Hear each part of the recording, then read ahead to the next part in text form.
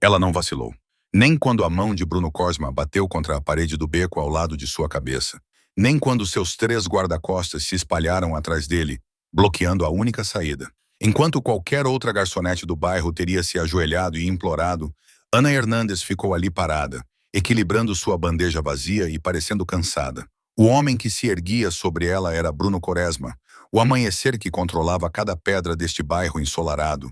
Um homem que enterrava seus problemas nas colinas antes do almoço. Ele esperava submissão. Ele esperava obediência. Em vez disso, ela mudou seu peso e, em um movimento rápido que desafiou o calor preguiçoso da tarde, pressionou o cano de uma bereta roubada diretamente sobre o coração dele e sussurrou 4 palavras que fizeram seus próprios homens apontar suas armas para ele. Não me desafie, Bruno. O silêncio era sufocante. O sorriso de Bruno morreu em seus lábios quando Ana, lenta e deliberadamente, enrolou a manga esquerda. Lá, marcada em seu antebraço como uma cicatriz de outra vida, estava uma pequena flecha irregular. A marca do tribunal. O guarda-costas chamado Luca empalideceu, sua arma tremendo quando ele a redirecionou das costas de Ana para a cabeça de Bruno. Os outros 2 seguiram o exemplo, seu treinamento superando sua lealdade. Porque no mundo abaixo do mundo, a flecha superava qualquer amanhecer. E Lefretia, o fantasma, o mito, a lenda que eles pensavam ter morrido há 5 anos em Montenegro, estava de pé com um avental manchado de sangue, bem viva, com o dedo no gatilho e a lei antiga ao seu lado. O mundo de Bruno havia se inclinado em seu eixo, e ele não conseguia entender o porquê. Seu pulso batia forte em seus ouvidos, abafando os sons distantes da praça do mercado além do beco. Mas a arma contra seu peito estava firme, firme demais para uma garçonete assustada. Mas foram os pontos vermelhos dançando em seu torso que fizeram sua boca secar. Seus próprios homens, seus próprios soldados, estavam pintando-o como um alvo. Luca. Sua voz saiu mais áspera do que ele pretendia, desprovida da autoridade suave que normalmente comandava as salas. O que diabos vocês estão fazendo? Luca não respondeu imediatamente. O rosto do guarda-costas ficou da cor de um jornal velho, o suor batendo em suas têmporas, apesar da sombra do beco. Sua Glock 19 nunca se desviou do centro do corpo de Bruno. Atrás dele, Marco e Stefano mantiveram suas posições, formando um triângulo de traição que não fazia sentido tático. Eles deveriam estar mirando na mulher. Eles deveriam estar atirando nela onde ela estava. Abaixem suas armas, ordenou Bruno, forçando Steele de volta ao seu tom de voz. Já que essa é uma ordem direta. Não posso, Dona Norma. A voz de Luca falhou no título, e essa falha disse tudo a Bruno de uma só vez. Isso não era motim. Era algo pior. Era medo. Ana não se moveu. A bereta permaneceu pressionada contra a seda de sua camisa, bem sobre o lugar onde seu coração tentava perfurar sua caixa torácica. Seu rosto era uma máscara de calma profissional. O tipo de expressão que Bruno tinha visto nos rostos de assassinos que há muito haviam parado de contar corpos. De perto, ele podia ver os detalhes que havia perdido quando a encurralou, o tecido cicatricial em seus nós dos dedos, a maneira como sua postura era equilibrada demais para uma funcionária de serviço, a completa ausência de pânico em seus olhos escuros. Seus rapazes são mais espertos do que você, disse ela suavemente, sem quebrar o contato visual. Eles conhecem as regras. Que regras? Cuspiu Bruno, sua humilhação transformando-se em raiva. Eu faço as regras neste distrito. Eu sou a lei aqui. Você é um amanhecer, Ana corrigiu, sua voz transmitindo a paciência de uma professora se dirigindo a um aluno particularmente lento. Você controla o território. Você coleta tributos. Você resolve disputas entre famílias. Ela se moveu ligeiramente e o movimento deixou os 3 guarda-costas tensos. Mas você não é o tribunal. Você nunca foi. A mente de Bruno correu pelas possibilidades, tentando conectar pontos que se recusavam a formar uma imagem. O tribunal era uma história de fantasmas, algo que os velhos sussurravam em salas cheias de fumaça. Seu pai havia mencionado isso uma vez, anos atrás, antes que uma garrafa de grapa soltasse sua língua. Um conselho antigo, executores que não respondiam a nenhuma família. Regras que antecediam as famílias modernas em séculos. O tribunal é um mito, disse ele. Mas, mesmo quando as palavras saíram de sua boca, ele sabia que soavam vazias. Ela é? Sussurrou Luca, cortando a tensão como uma lâmina. O guarda-costas se aproximou, embora sua arma nunca tenha vacilado. Seus olhos estavam fixos no antebraço exposto de Ana, naquela marca irregular em forma de flecha que parecia ter sido queimada em sua pele com algo rudimentar e medieval. Dom Quaresma, essa marca, meu avô me contou sobre ela. Antes de morrer, ele me fez jurar. Todos nós fizemos isso quando fizemos o juramento de sangue. Se algum dia víssemos aquele símbolo, deveríamos obedecer sem questionar. Obedecer a uma garçonete. O riso de Bruno era amargo, desesperado. Ela não é uma garçonete. A mão de Luca que segurava a arma agora tremia, dividida entre a lealdade treinada e algo mais antigo, mais profundo. Ela é o tribunal. Você é apenas um capanga. As palavras atingiram Bruno como um golpe físico. Apenas um capanga. Apenas um chefe. Apenas um homem que controlava 6 quarteirões de restaurantes e casas de jogo e se considerava um rei. A mulher com o avental manchado tinha reduzido todo o seu império a uma nota de rodapé com uma única marca na pele. La Fia, sussurrou Marco por trás. E o nome carregava o peso da lenda. A flecha Santa Maria. Ela deveria estar morta. Eu melhorei, disse Ana secamente. E pela primeira vez, um leve sorriso tocou seus lábios. Não era um sorriso caloroso. Era o sorriso de um predador se deleitando com uma presa que acabara de perceber que estava enjaulada. Agora, Bruno, vamos ter uma conversa sobre respeito, sobre limites, sobre o dinheiro de proteção que você acha que eu lhe devo por trabalhar no seu distrito. Eu poderia mandar matar você, disse Bruno, mas até ele podia ouvir a fraqueza na ameaça. Você poderia tentar. O dedo de Ana se moveu ligeiramente no gatilho, e todos os homens no beco congelaram. Mas seus homens teriam que atirar em você para chegar até mim. E mesmo que o fizessem, mesmo que eu fosse abatida, a lei permanece. Mate o tribunal, e todas as famílias da Europa virão atrás do seu sangue. Seu território se tornará veneno. Seu nome se tornará cinzas. Ela se inclinou para mais perto, sua respiração quente contra a orelha dele. Então pergunte a si mesmo, Dom Quaresma, o orgulho vale a extinção? Os pontos vermelhos em seu peito queimavam como brasas. O mundo explodiu antes que Bruno pudesse responder.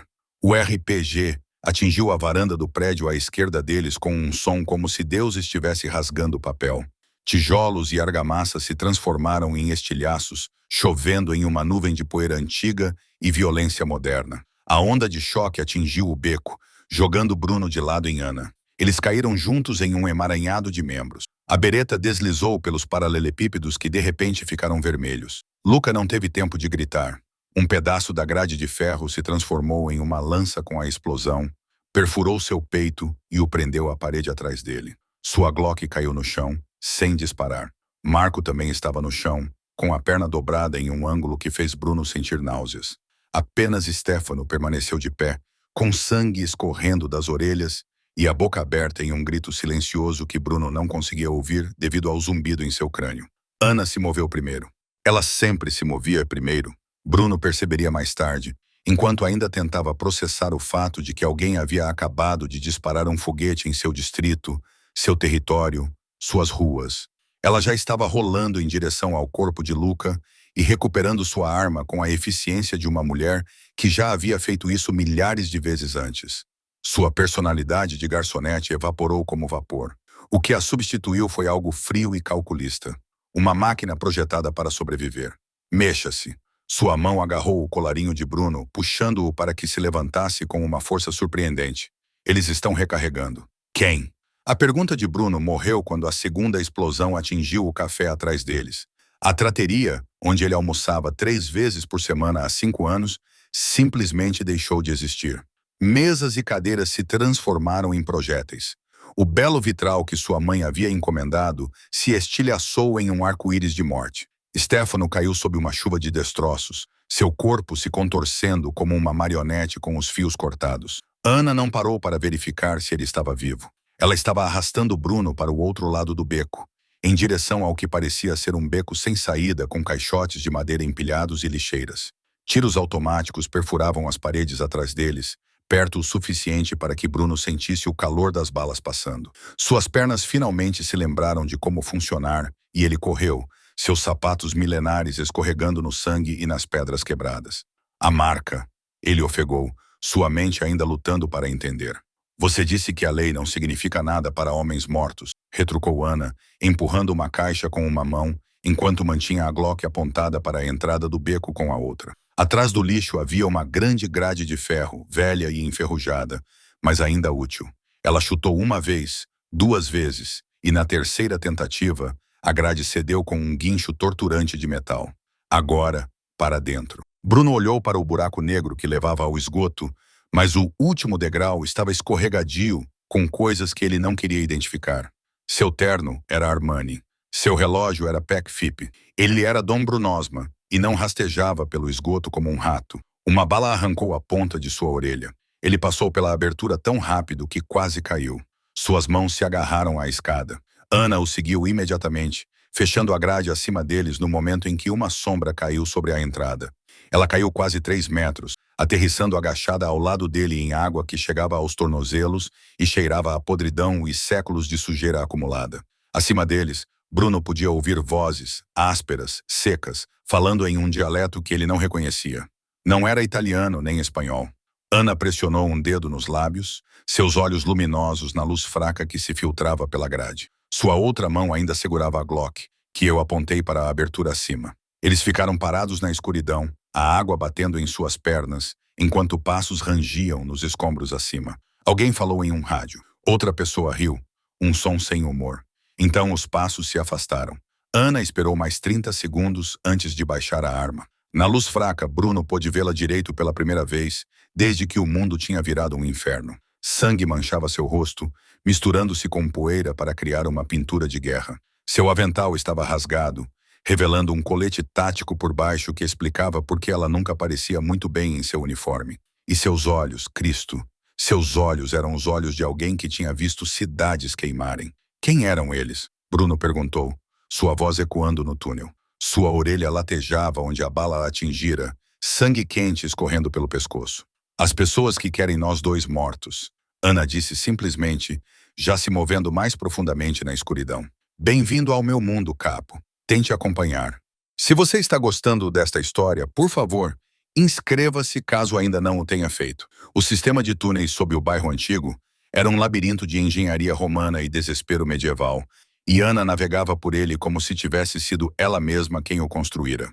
Bruno a seguiu porque não tinha escolha. Seus sapatos caros estavam irremediavelmente arruinados, e seu orgulho estava em situação semelhante.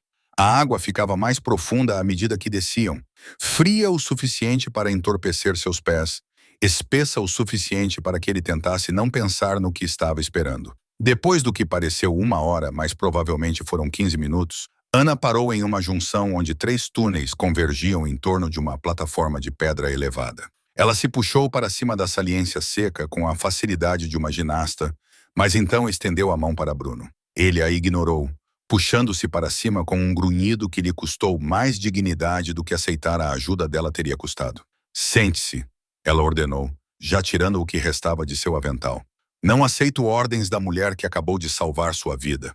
Ana não olhou para ele enquanto enfiava a mão em um bolso escondido do colete e tirava um kit compacto de primeiros socorros. Sente-se antes que você sangre até a morte e torne meu dia mais complicado do que já é. Bruno sentou-se. A fúria que vinha crescendo desde a explosão era algo vivo em seu peito, quente e exigente. Mas por baixo dela havia algo pior. Medo. Não o medo puro de um tiroteio ou de uma emboscada de rivais. Ele entendia esse tipo de perigo. Este era o medo de um homem que acabara de descobrir que toda a sua compreensão do mundo era construída sobre areia. Ana ajoelhou-se ao lado dele, inclinando sua cabeça para examinar onde a bala havia atingido sua orelha. Seu toque era impessoal, clínico. Você vai sobreviver. É pouco mais do que um arranhão. Ela tirou um frasco de líquido transparente do kit. É melhor que não seja, sibilou Bruno, enquanto ela derramava o líquido sobre o ferimento. Um fogo acendeu o lado da sua cabeça. Cristo, não seja dramático. Ela trabalhou rapidamente, aplicando pressão com gaze, seus movimentos precisos. Tão perto, ele podia ver as outras cicatrizes, linhas finas e brancas nos antebraços dela, uma marca enrugada na clavícula que parecia um ferimento de faca. Suas mãos estavam firmes, apesar de tudo. As dele tremiam. Quem diabos é você? A pergunta saiu crua, sem fingimento. Eu te disse, o tribunal. Isso não é uma resposta. É uma maldita história de fantasmas que meu pai costumava contar para assustar os subordinados e mantê-los na linha. Ana sentou-se sobre os calcanhares, olhando para ele com aqueles olhos escuros e indecifráveis. Por um momento, ele pensou que ela não responderia. Então ela arregaçou a manga novamente, expondo totalmente a marca da flecha na luz fraca que filtrava de um grande acima. Seu pai era inteligente. As histórias têm um propósito. Elas lembram pessoas como você que existem limites. Limites? Bruno riu amargamente. Eu administro 6 quarteirões. Empreguei 200 homens. Movimento 3 milhões de euros por ano através dos meus negócios. E você está me dizendo que eu tenho limites? Você é um amanhecer, disse Ana, sua voz carregando o peso da certeza absoluta. Um dos 47 somente na Itália. Vocês brigam por território como crianças brigando por brinquedos. Vocês fazem alianças, quebram-nas e começam guerras por causa de supostas ofensas. Ela traçou a flecha em seu antebraço com um dedo. Nós existimos para garantir que essas guerras não destruam tudo. Somos os executores do antigo código, as leis que impedem as famílias de se destruírem. E essa marca lhe dá o direito de fazer o quê? Apontar armas para empresários legítimos. Essa marca, disse Ana suavemente, perigosamente, me dá o direito de executar qualquer down sem julgamento se eles ameaçarem o equilíbrio. De entrar na sua casa, colocar uma bala na sua cabeça enquanto você dorme e sair sabendo que nenhum dos seus soldados levantaria um dedo para me impedir. Porque a lei é mais antiga que o nome da sua família, mais antiga que o seu orgulho e infinitamente mais permanente que o seu pequeno império. As palavras pairaram no ar úmido entre eles. Bruno queria discutir, enfurecer-se, afirmar o domínio que lhe fora tirado naquele beco. Mas o rosto de Luca passou por sua mente. O terror em seus olhos quando viu aquela flecha, a maneira como ele apontou sua arma para seu próprio down, sem hesitar. Então por que você não fez isso? Bruno perguntou baixinho. Execute-me. Você tinha a arma apontada para o meu peito. Você tinha o direito. Por que ainda estou respirando? Ana sorriu, mas não havia calor algum naquele sorriso. Porque alguém acabou de gastar muito dinheiro tentando matar nós dois. E isso significa que alguém não respeita mais as antigas leis. Alguém se acha mais importante do que o tribunal.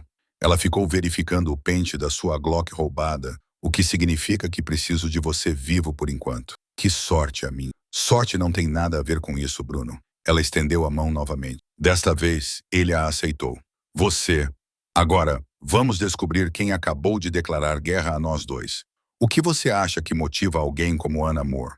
O dever para com o código ou algo mais sombrio que ela não está pronta para admitir? Deixe suas teorias abaixo.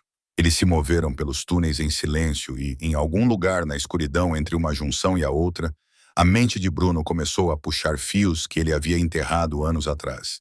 Histórias para dormir, avisos sussurrados por velhos sobre Gra, o nome que seu pai invocava quando as negociações azedavam e os ânimos se exaltavam. Lafia Montenegro, disse Bruno de repente, sua voz ecoando nas pedras antigas. 5 anos atrás, o massacre de Kovic. Ana não diminuiu o passo, mas algo em seus ombros ficou tenso. Continue andando. Meu pai recebeu uma ligação no meio da noite. Eu tinha 23 anos, já cuidava das cobranças e achava que entendia do negócio. As memórias de Bruno estavam se cristalizando agora. Detalhes que ele descartou como exagero, de repente, assumiram uma clareza terrível. Ele ficou pálido, realmente pálido. Eu nunca o tinha visto com medo antes. Ele me disse que a flecha tinha sido morta em Montenegro, que um complexo inteiro tinha sido destruído pelo fogo com ela dentro. Seu pai tinha boas informações. A voz de Ana era monótona, não revelando nada.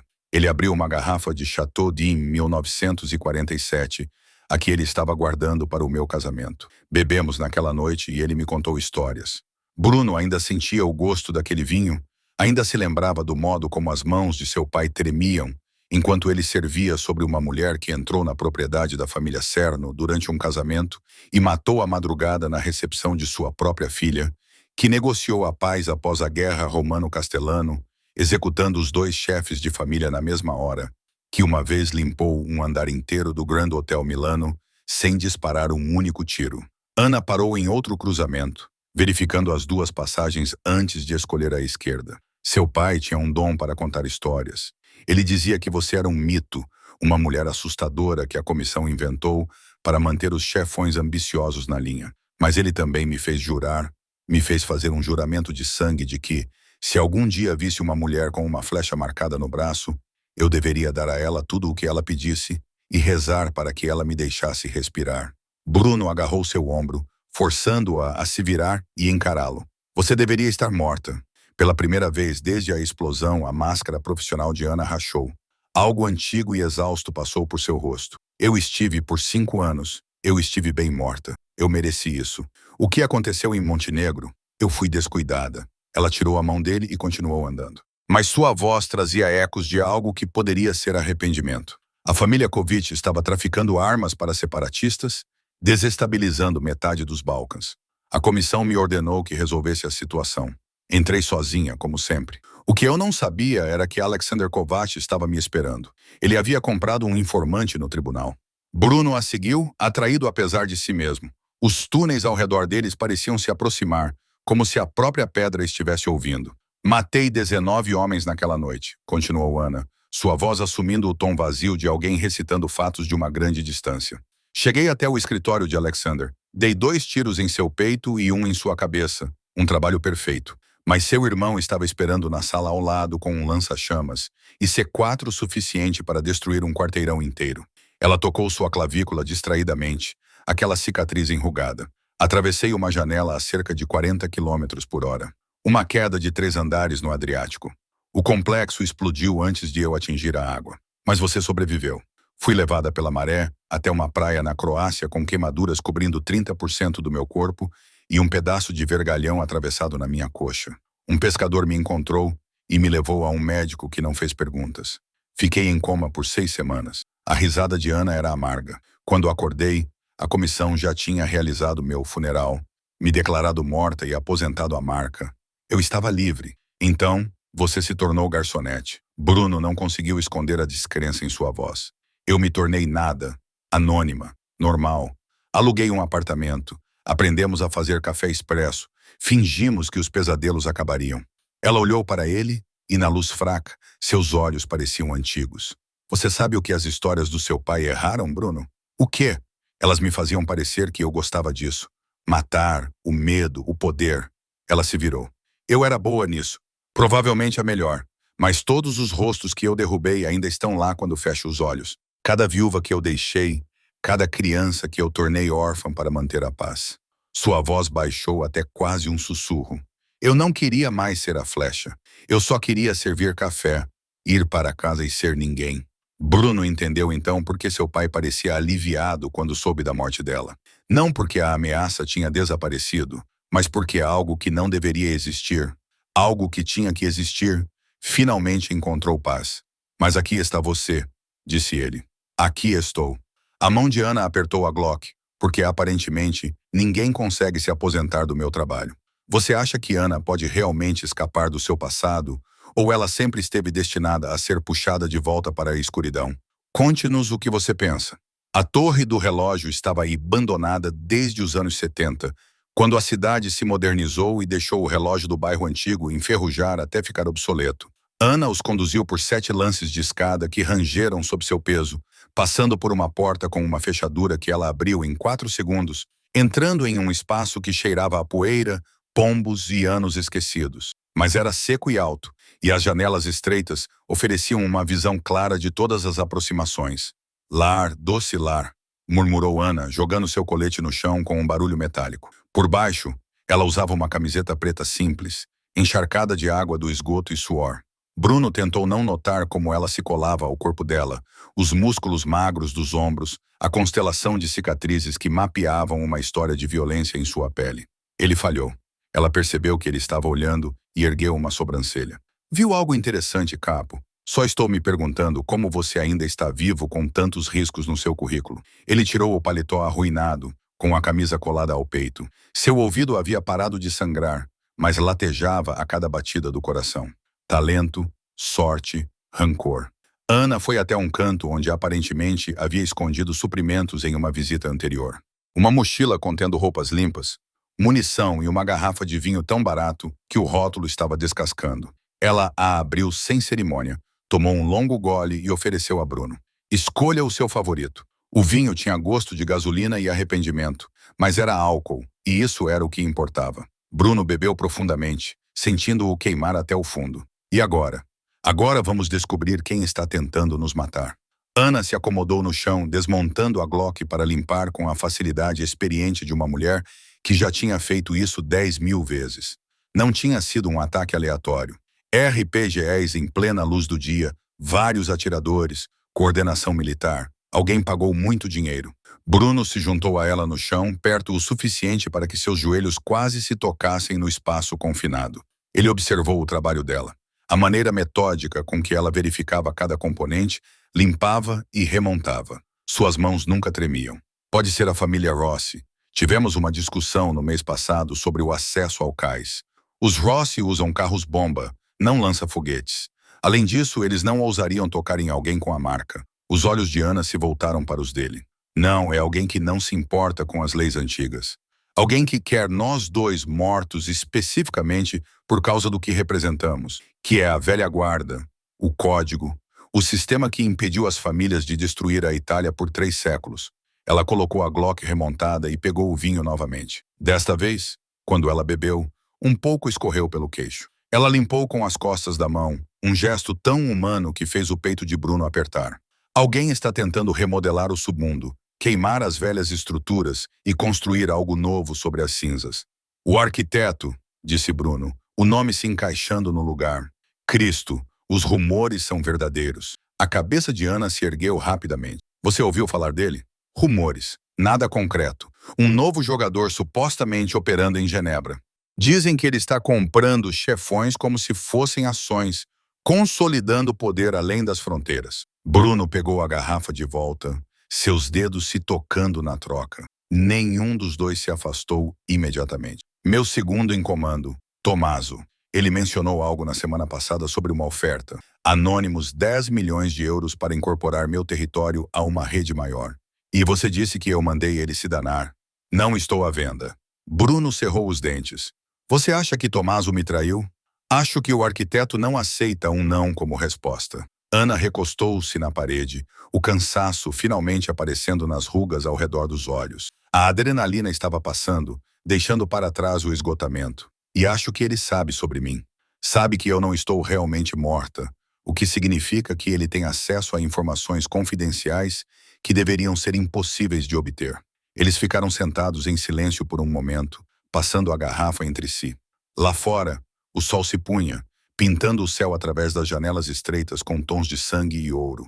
Os mecanismos da torre do relógio rangiam acima deles, movimentos fantasmagóricos de engrenagens que não giravam mais. Isso é loucura, disse Bruno finalmente. Esta manhã, eu estava coletando dinheiro de proteção. Agora estou me escondendo em uma torre do relógio com uma mulher morta coberta de vinho com gosto de solvente, enquanto algum vilão fantasma tenta nos apagar. Ana riu, uma risada verdadeira que transformou seu rosto completamente. Bem-vindo ao meu mundo. Seu mundo é terrível. Sim.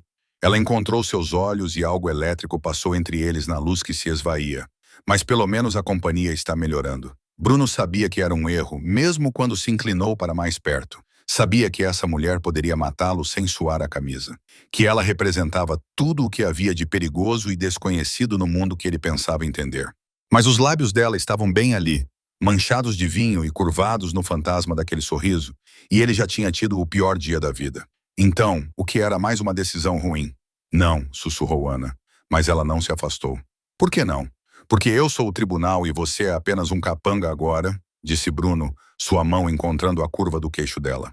Não dou a mínima para o que somos. O beijo dela tinha gosto de vinho barato e perigo. O amanhecer chegou rápido demais, espalhando-se pelas janelas da torre do relógio e iluminando o erro que eles cometeram em algum momento entre a segunda garrafa de vinho e o momento em que Ana o puxou para o chão empoeirado. Bruno acordou com a faca dela contra sua garganta e o corpo dela pressionado contra suas costas, todos os músculos tensos e prontos. Ela levou 3 segundos para lembrar onde estava, quem ele era. Desculpe, murmurou ela retirando a lâmina. Reflexo. Lembre-me de nunca te surpreender de manhã. Bruno sentou-se, seu corpo catalogando uma dúzia de novas dores para acompanhar as de ontem. Sua orelha latejava. Seu orgulho latejava ainda mais. Ana já estava vestida, a máscara profissional firmemente de volta no lugar, como se a noite anterior tivesse sido uma alucinação. Talvez tivesse sido. Talvez ele tivesse imaginado a maneira como ela sussurrou seu nome na escuridão. A vulnerabilidade que rachou sua armadura por aquelas poucas horas. Olhando para ela agora, fria e concentrada enquanto verificava suas armas, parecia impossível. Precisamos entrar em contato. disse ela sem preâmbulos. Descubra quem está coordenando contra nós. Seu segundo em comando, Tommaso. Você confia nele? Bruno queria dizer sim automaticamente. Tommaso estava com ele há 8 anos, tinha levado um tiro por ele em Nápoles, tinha sido padrinho de seu sobrinho. Mas a confiança era uma moeda que havia se desvalorizado consideravelmente nas últimas 24 horas. Eu confiei. Tudo bem. Vamos usá-lo para enviar uma mensagem para a chefia. Ver quem morde a isca. Ana jogou um celular descartável de sua mochila para ele. Ligue para ele. Diga que você está vivo e precisa ser resgatado. Não mencione meu nome. O telefone tocou 4 vezes antes de Tommaso atender, com a voz pesada de sono, ou algo pior. Pronto, sou eu. Silêncio. Bruno Cristo. Pensamos que é a explosão. Onde você está? Em algum lugar seguro. Tome, preciso que você venha sozinho. Piazza del Mercato, a fonte. 1 hora. Bruno manteve a voz firme, observando o rosto de Ana em busca de qualquer sinal do que ela estava pensando. Ela não revelou nada. E tome. Ninguém mais. Você entende, Ceci? 1 hora. Feito. Bruno, graças a Deus você está vivo. O alívio na voz de Tommaso parecia genuíno. Provavelmente era. Isso não significava mais nada. Eles seguiram caminhos diferentes até a praça do mercado. Ana seguia 50 metros atrás. Um fantasma com uma jaqueta emprestada e óculos escuros. A multidão matinal já estava densa. Donas de casa barganhando produtos. Turistas fotografando a fonte barroca. E vendedores oferecendo de tudo, desde mussarela fresca até bolsas falsificadas. A vida normal continuava sua dança, enquanto por baixo, o mundo que Bruno conhecia desmoronava em pedaços. Ele avistou Tommaso na fonte bem na hora certa. Seu segundo em comando parecia ter envelhecido 10 anos da noite para o dia. Sua aparência normalmente imaculada foi substituída por roupas amarrotadas e olhos vermelhos. Quando viu Bruno, o alívio tomou conta de seu rosto de tal forma que Bruno sentiu uma pontada de culpa por ter duvidado dele. Dom Quaresma Tommaso o abraçou, dando o tradicional beijo nas 2 bochechas. Procuramos em todos os lugares. A trateria desapareceu. Seus homens, a maioria deles está morta ou dispersa. Quem fez isso? É isso que preciso descobrir. Bruno se afastou, estudando o rosto do amigo. A oferta que você mencionou na semana passada, a do comprador anônimo, você aceitou? Algo brilhou nos olhos de Tommaso, algo que poderia ser medo ou culpa. Dom Quaresma, eu nunca faria isso. Você aceitou? A voz de Bruno baixou para o tom que ele usava quando alguém estava prestes a perder os dedos. Ele disse que você estava capado, que os velhos costumes estavam mortos, que eu poderia me adaptar ou morrer com você. As palavras de Tommaso saíram mais rápidas agora, desesperadas. 10 milhões, Bruno. 10 milhões por informações, por acesso. Tenho 3 filhos, uma esposa, uma mãe com câncer. O que eu deveria fazer? Bruno sentiu então. O frio com que Ana certamente convivia todos os dias. A certeza de que as pessoas sempre escolheriam a sobrevivência em vez da lealdade quando pressionadas o suficiente. Você deveria ser meu irmão. Sinto muito. Tommaso agora chorava, lágrimas abrindo caminhos por sua barba por fazer. Sinto muito, mas ele está em toda parte. Ele controla todos. Você não pode lutar contra ele. Ninguém pode. Quem é ele? Bruno agarrou Tommaso pelo colarinho, puxando-o para perto. Dê-me um nome. Mas os olhos de Tommaso se desviaram, olhando por cima do ombro de Bruno. Seu rosto passou de tristeza para terror em um instante. Bruno, corra. O Mercedes preto entrou na praça a 110 km por hora, espalhando civis como pinos de boliche. Bruno viu o cano emergir da janela traseira. Uma Uzi Matte Black, já atirando antes que seu cérebro pudesse processar o perigo. Ele se jogou para o lado, levando Tommaso com ele, enquanto a fonte explodia em uma nuvem de pedras e água. As balas perfuraram os paralelepípedos onde eles estavam, traçaram uma linha entre as barracas dos vendedores e transformaram a multidão em um caos de gritos. Ana apareceu do nada, a Glock disparando 2 vezes. O pneu dianteiro do Mercedes explodiu, fazendo o veículo girar descontroladamente. Ela já estava se movendo, agarrando o braço de Bruno e puxando-o para o beco estreito entre o açougue e a livraria de antiguidades. Atrás deles, o Mercedes bateu em uma banca de frutas. Laranjas rolaram pela praça como planetas brilhantes. Ande. Ana o empurrou para frente quando um segundo veículo, uma van preta, dobrou a esquina. Eles rastrearam o telefone. Vá, vá, vá. Bruno correu, com os pulmões em chamas. O rosto traído de Tommaso já desaparecendo na memória. Atrás deles, Tiros de armas automáticas transformaram o mercado matinal em um matadouro.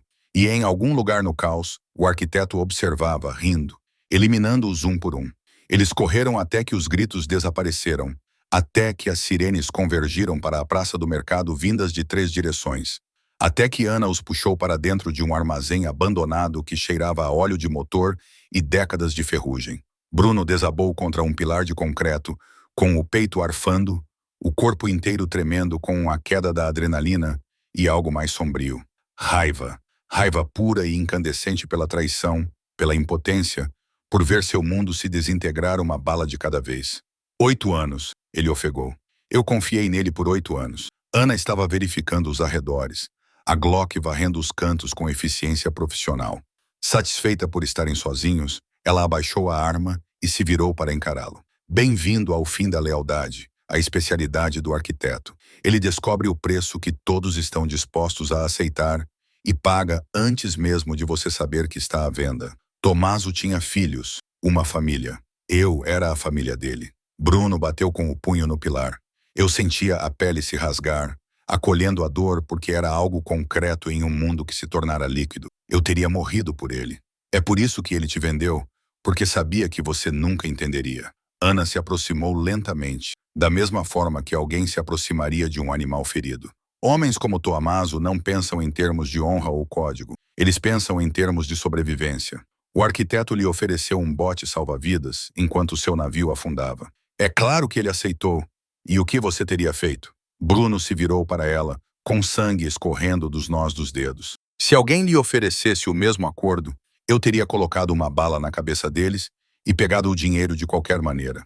O sorriso de Ana era afiado como vidro quebrado.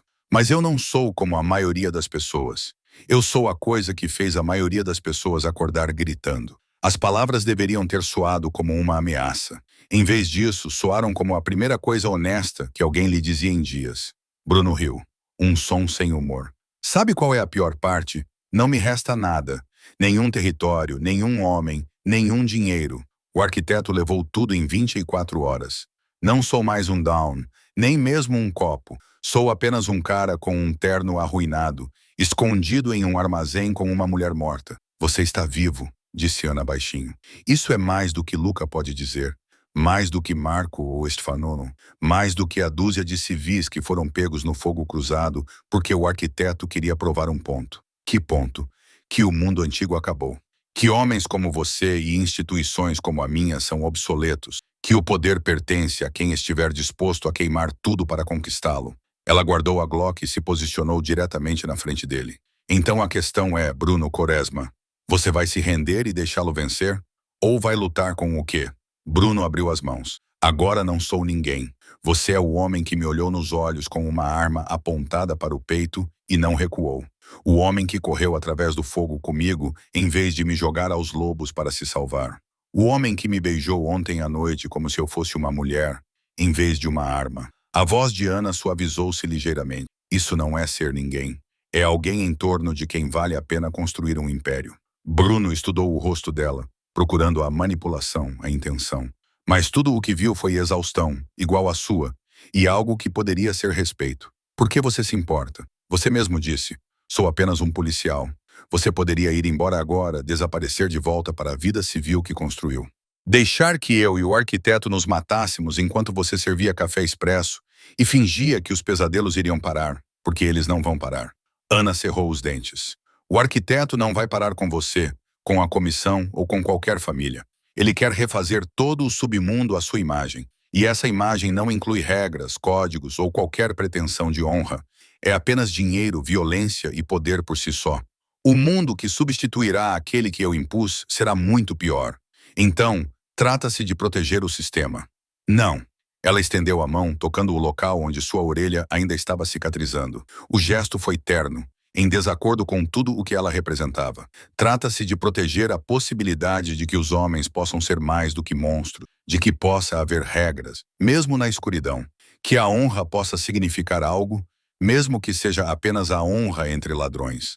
Bruno segurou seu pulso, segurando-o gentilmente. Se eu fizer isso, se eu lutar, recuperar meu território, entrar em guerra com o arquiteto, preciso saber que você está comigo. Não como o tribunal, não como Laretia, como Ana. E o que você oferece em troca? Tudo o que sou, tudo o que vou me tornar. A voz de Bruno estava firme agora.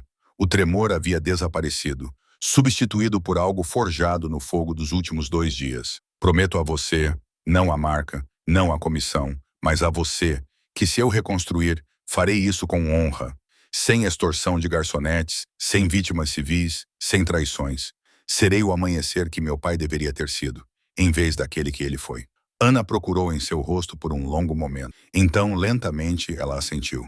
Tudo bem, Bruno. Vou ajudá-lo a recuperar seu trono. Mas quando isso acabar, quando o arquiteto estiver morto e enterrado, você poderá desaparecer de verdade desta vez. Sem tribunal, sem comissão, sem ligações à noite. Bruno a puxou para perto, suas testas se tocando. Você terá sua cafeteria, seu anonimato e sua paz. Fechado. Ela o beijou uma vez, breve e intensamente. Agora, vamos matar um deus. A Vila Constantina ficava em uma colina com vista para a cidade, como uma coroa de joias. Seu excesso barroco, um monumento à riqueza acumulada ao longo de 3 séculos de derramamento de sangue. Naquela noite, ela sediava a reunião que remodelaria o submundo italiano. 12 famílias, seus chefes, reuniram-se no grande salão de baile para testemunhar o arquiteto reivindicar o domínio sobre tudo o que seus pais e avós haviam construído. Bruno e Ana se aproximaram pelo leste, através de vinhedos que eram cultivados desde a Renascença, quando ela se movia como fumaça entre as rosas, seu equipamento tático emprestado, tornando-a quase invisível na escuridão. Bruno a seguiu, trocando seu Armani arruinado por roupas de combate pretas que o faziam se sentir como um impostor. Mas a bereta em sua mão parecia certa. A vingança parecia certa. 2 guardas na entrada dos empregados, sussurrou Ana, sua voz estridente através do fone de ouvido que ela havia conseguido de um contato que não fez perguntas. Eu fico com a esquerda, você fica com a direita. Silêncio! Eles se moveram em sincronia, uma dança que aperfeiçoaram ao longo de 2 dias de guerra. O guarda de Bruno caiu com um tiro suprimido na cabeça, profissional e limpo. O de Ana morreu sem fazer barulho, sua faca eficiente como uma cirurgia. Eles arrastaram os corpos para as sombras e continuaram andando. O interior da vila era todo culpa e mármore. Um afresco renascentista retratando anjos e demônios travando uma batalha eterna. Que apropriado! Eles subiram as escadas dos empregados. Ana contava as portas até chegarem ao nível da varanda, com vista para o salão de baile. Através das grades ornamentadas, Bruno podia ver a reunião lá embaixo. 12 chefões, os homens mais poderosos da Itália, sentados em uma mesa circular. Seu território, o que havia sido seu território, era representado por Tommaso, que estava sentado com a cabeça baixa como um penitente na igreja. E à cabeceira da mesa, em uma cadeira que parecia mais um tronco do que um assento, estava sentado o arquiteto. Ele era mais jovem do que Bruno esperava. 40, talvez 45 anos, com o tipo de rosto que pertencia a uma sala de reuniões corporativa e não a um império criminoso. Terno caro, sem armas visíveis, cabelos escuros grisalhos nas têmporas. Ele parecia alguém que vendia fundos de hedge, não almas. Vi um cavalheiro, dizia o arquiteto, sua voz ecoando facilmente pela acústica barroca. Esta noite enterramos o passado, a comissão, o tribunal, os códigos que estrangularam o progresso por gerações. Tudo isso termina aqui. O que surge em seu lugar é uma organização construída com base na eficiência, no lucro, no entendimento de que o sentimentalismo é inimigo do sucesso. A megalomaníaca Ana respirava ao lado de Bruno. Ela estava montando um rifle de precisão com velocidade experiente. Cada peça se encaixava no lugar ao meu sinal. Eu pego ele. Você pega o chão. Qualquer um que levantar uma arma é alvo legítimo. Metade desses homens eu conheço desde sempre. Então eles deveriam ter escolhido melhor. Ana engatilhou. 3, 2. Ela não chegou a 1. O lustre explodiu acima da mesa, chovendo cristais e caos. O rifle de Ana disparou 1, 2 e 3 vezes. Não contra o arquiteto, mas contra as posições ocultas onde seus atiradores estavam posicionados. Corpos caíram das galerias superiores como anjos quebrados. Bruno saltou a grade da varanda, caindo 4,5 metros para pousar na própria mesa, suas botas esmagando porcelanas finas, enquanto ele levantava sua bereta. Boa noite, senhores, ele anunciou. Sentido minha falta? A sala explodiu. Os guardas do arquiteto surgiram de trás das cortinas, das portas, das sombras que Bruno nem sabia que existiam. Pelo menos 20 homens armados, todos convergindo para a mesa. Mas Ana já estava se movendo pela varanda, seu rifle entoando sua canção mortal. Ela se movia como água, como fumaça, como a lenda que ela era. Cada tiro era uma sentença de morte executada com precisão cirúrgica. Bruno mergulhou da mesa, enquanto as balas perfuravam o local onde ele estava. Ele rolou, levantou-se atirando, mas derrubou um guarda em um terno caro. O amanhecer estava se espalhando, alguns mergulhando para se proteger, outros sacando suas próprias armas. Tomaso gritava algo, talvez desculpas, talvez orações. Bruno acertou seu ombro. Não foi um tiro mortal, mas perto o suficiente para enviar uma mensagem. O arquiteto não se moveu de seu trono. Ele ficou sentado observando a carnificina com a expressão de um homem assistindo a um jogo de xadrez levemente interessante. Essa compostura se quebrou quando Ana saltou da varanda como um anjo vingador, aterrissando agachada a 3 metros dele. "Olá, mulher morta", disse ele. "Estava esperando por você. Então você sabe como isso vai acabar." O rifle de Ana estava apontado para o coração dele. "Será?" O arquiteto sorriu. "Você está em desvantagem numérica, em desvantagem em armas, lutando por um mundo que já se foi. O código que você protegia morreu com você em Montenegro. Estou apenas recolhendo as cinzas. Então deixe-me lembrá-lo", disse Ana, arregaçando a manga para revelar a marca da flecha. "Por que me chamavam de flecha?" Ela puxou o gatilho. A bala o atingiu no peito, bem no centro. O arquiteto olhou para a mancha vermelha que se espalhava com algo parecido com surpresa. Então ele riu, com sangue borbulhando entre os dentes. "Colete à prova de balas. Você realmente achou?" O tiro de Bruno o atingiu na cabeça. O crânio do arquiteto se inclinou para trás. Seu trono caro de repente se tornou um caixão muito caro. O som de seu corpo batendo no mármore ecoou no silêncio repentino. Ao redor da sala, as armas foram abaixadas. Os guardas restantes se entreolharam, olharam para os corpos, para a marca revelada de Ana. Um por um, eles largaram suas armas e recuaram. A velha lei escrita com sangue e terror ainda tinha peso no final. Ana virou-se para encarar o amanhecer sobrevivente, com o rifle abaixado, mas pronta. "Senhores, o tribunal está encerrado. Vão para casa. Reconstruam. Lembrem-se do que acontece quando vocês esquecem as regras." Eles foram embora. Até Tomaso, segurando o ombro sangrando, cambaleou em direção à saída sem olhar para trás. Quando a sala ficou vazia, exceto pelos mortos, Bruno foi até o lado de Ana. "Está acabado por agora?" Ela já estava desmontando o rifle, com as mãos firmes apesar da violência. "Até que a próxima pessoa decida que é maior do que o sistema, e você estará lá para detê-la." Ana olhou para ele, olhou realmente para ele e sorriu aquele sorriso perigoso. "Não, agora essa é a sua função, Dom Cororesma. Estou aposentada novamente. Desta vez é para valer." "Claro que sim", disse Bruno. Mas ele também estava sorrindo. 7 dias após o Vila Constantina, já Brunosma andava pelas ruas que conheciam seu nome novamente. Os vendedores acenavam com a cabeça quando ele passava. Os lojistas sorriam. Jovens em ternos caros o seguiam a uma distância respeitosa. Seus novos guarda-costas foram escolhidos não por sua lealdade ao dinheiro, mas por sua adesão a um código que ele ainda estava aprendendo a seguir. O distrito tinha um novo amanhecer e desta vez ele seria diferente. Ele tinha que ser. A reconstrução foi rápida. Os bens de Tomaso foram confiscados. As famílias que se aliaram ao arquiteto foram levadas para se curar ou eliminadas. Aqueles que se lembravam dos velhos costumes foram recebidos de volta ao rebanho. Bruno passou 72 horas em reuniões intermináveis, negociações que pareciam mais confissões, reestruturando um império que funcionaria com algo além da pura intimidação. Foi exaustivo, era necessário, era o que ele havia prometido a ela. O Trotter Veia já estava em reconstrução. Andaimes cobriam os danos da explosão como bandagens de aço. Mas a entrada da frente estava aberta e lá dentro, Bruno podia ver trabalhadores restaurando o belo vitral que sua mãe havia encomendado. Estaria inteiro novamente. Tudo estaria inteiro novamente com o tempo. Ele empurrou a porta, respirando o cheiro de gesso fresco e café expresso. O proprietário, um senhor idoso chamado Juspe, que administrava o local desde antes de Bruno nascer, ergueu os olhos por trás do balcão temporário e sorriu. "Doma, seja bem-vindo. Bem-vindo.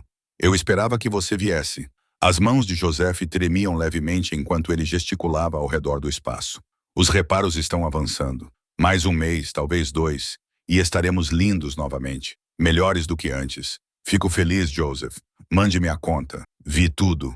Bruno avançou para o interior do restaurante, seus olhos examinando o espaço familiar que se tornara estranho devido à destruição e renovação. A garçonete que trabalhava aqui. Ana, ela está por aqui? Algo passou pelo rosto envelhecido de Joepe. Tristeza, talvez, ou compreensão. Ah, não. Dom Cusma.